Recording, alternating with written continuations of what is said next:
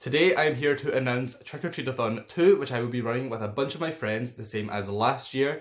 Our theme for this year is the Universal Classic Monsters. Last year we based it all on creatures and monsters from horror type things, but this year we are going for your classic Universal monster movies, and I am so excited to tell you all of the information. This readathon will be hosted from the 1st of October until the 31st of October, so it's for the whole month, and there are 9 monsters that you can collect. Each monster has different prompts, so there is something for everyone. You can also double up on prompts, or you don't actually need to collect all 9 monsters. It's up to you how you want to do it. We've tried to make this as easy and flexible for everyone to join in. There are some more challenging prompts, and there are prompts all about classic books, and there's just a whole host of things that means that it should be suitable for any reader, and hopefully as many people as possible will want to take part. Same as last year, we will be having live shows throughout the month of October, and we also have a Twitter and an Instagram, which I highly recommend you go and follow. We will be having games and quizzes and all sorts of things on there. There will also be all the information for the upcoming live shows, and also information on all of the hosts and the prompts. And we are in the process of making a bonus challenge bingo card, which will be just like some extra fun activities that you can do throughout the month of October to make sure that you have the most perfect spooky month possible. And if this all sounds appealing to you, like I said, we have all the information on the Twitter and Instagram, so definitely go and follow those down below. And then obviously I will be going over the prompts in this video as well. The first classic monster that you can collect is Dracula. And like all of the different monsters, there are 3 prompts for this one. So you can either read a book that has gay undertones or LGBT+ rep. This is completely up to you what you want to read. And obviously there's a wide variety of books you can choose for this. Although if you want to stick to classics, I would highly recommend checking out my series on LGBT classics. I'll have that linked below as well. But also if you are into classic literature in general, we also recommend that you could read Dracula from 1897 in this prompt, or you could read a Dracula retelling. So obviously there's a lot of options there for however you want to tackle this monster and collect Dracula. For the Phantom of the Opera, you can read a book with a love triangle, and obviously there is endless possibilities of books with love triangles.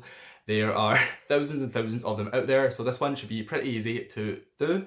Or you can read the Phantom of the Opera from 1910. I actually have never read Phantom of the Opera or seen the musical or any movie adaptation, so I don't actually know that much about it, so I think I might actually go for the classic for this prompt. Or you can read a Phantom of the Opera retelling, and there is a list on Goodreads that has 165 Phantom of the Opera retellings on it, so that is definitely an option that you could go for. Our next classic monster is the creature from the Black Lagoon, and for this you can read a book that features a cryptic or mythological creature in it, or you can read a book that's set around the sea, or you can read the non-fiction book The Lady from the Black Lagoon, which came out in 2020, I believe, and I seen Hilary from Melted Books talk about this in one of her videos, and it is all about the woman who created the actual monster and the suit that made it so iconic, and what it was like for her being a woman in the movie industry at that time. And I think that sounds really cool, so I think I might actually go for that one for this prompt. But again, there is a lot of options there. This one's really up to you to find whatever works for you. There is a whole host of books that are set around the sea or featuring mythical creatures like this one. You can take anywhere you wish and read any book.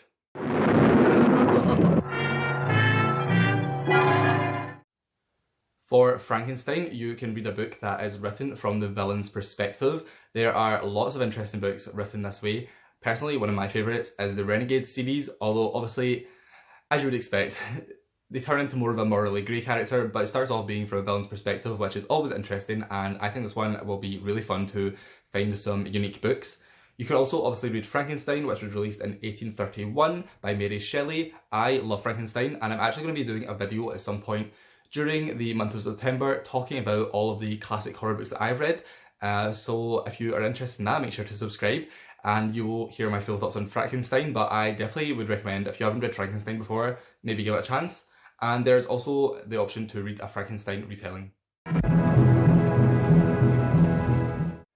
For Bride of Frankenstein, there is the option to read a book that features an unhealthy relationship. Now, obviously, everyone has their own definition of what an unhealthy relationship is.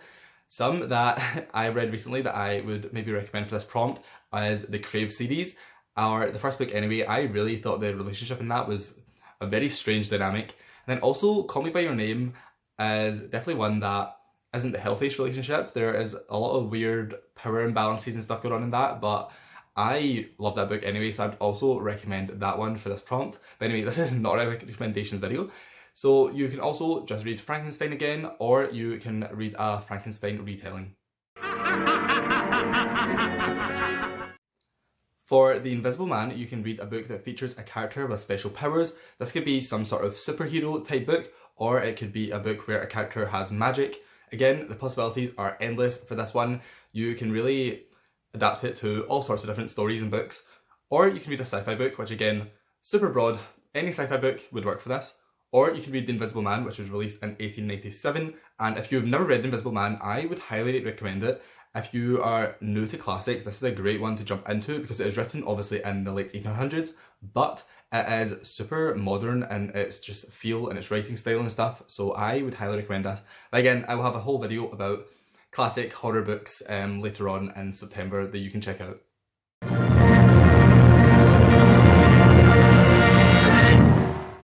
For The Mummy, you can read a book that is 20 plus years old, and I know a lot of people on BookTube are obsessed with new releases, and I think that people even refer to books that came out in like 2016 as being like old books. So 20 plus years ago might seem like a lot, but in reality 20 years ago was 2001. So that is still, you know, pretty modern in retrospect to the whole world of history. But yeah, you can also read a book that's inspired by ancient Egypt. I don't think personally I've ever read a book inspired by ancient Egypt, so this could be an interesting one for me to try out something new. Or you can read The Mummy from 1827, and again, this is one that I actually don't hear anyone ever speak about. I didn't even know it existed until I was doing research for these prompts, so I definitely think I might check that one out. I don't know, I've got a few options here.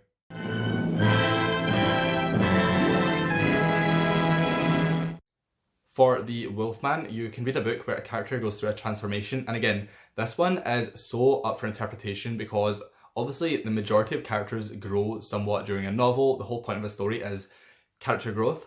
So technically any character is going through a transformation, so I would be really interested to see in people's TBRs how they make this one fit and they justify whatever book they choose for this, because you know, you could really take this in any direction. Or you can read a book that is featuring a werewolf. So again, Twilight, well, New Moon is another option here, and there is a whole host of werewolf books. The Wolfman isn't based on like any specific book, and there actually is like not one definitive werewolf classic, which I thought was quite interesting. So we don't have like a specific book for this one, but yeah, any book featuring a werewolf would work for this prompt.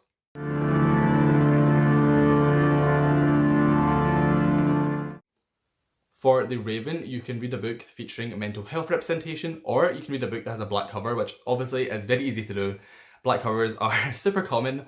Or you can read The Raven from 1845, and I personally would recommend this because it is actually a short poem which I think is around like 10 pages long. I don't know, I've read it before in the past and it is really great, and obviously reading a poem is super easy and you can very easily fulfill this prompt. So those are the 9 classic monster films that you need to collect to complete this readathon. Obviously, like I said, you can double up on some, you can really interpret some of the prompts in your own way. For example, a character going through a transformation, that is actually really easy to just work into any book. And you know, some of them are a bit more difficult, and if you want an extra challenge, you can go for all of the classic monster books. So it's really up for interpretation. There's so many ways to complete this readathon, and obviously there's also no pressure to actually read 9 books to, you know, complete it. It's all for fun, and there's no teams or prizes or anything. It's just to have a good time, read some books and do some fun live shows and events and stuff like that. So again, definitely check out our Instagram and our Twitter, which will be at the top of the description down below. And then underneath that, I'll have all of my co-hosts. I'll have links to their channels. So definitely go and check out all of them and subscribe and share the love around to all my friends. And I hope everyone is excited for this readathon because we are so excited. We've put a lot of work into this, you know, planning it and stuff. So hopefully you all have fun. And if you enjoyed this video, please leave a like and please subscribe. All of my personal links are also down below, and I will see you in my next video.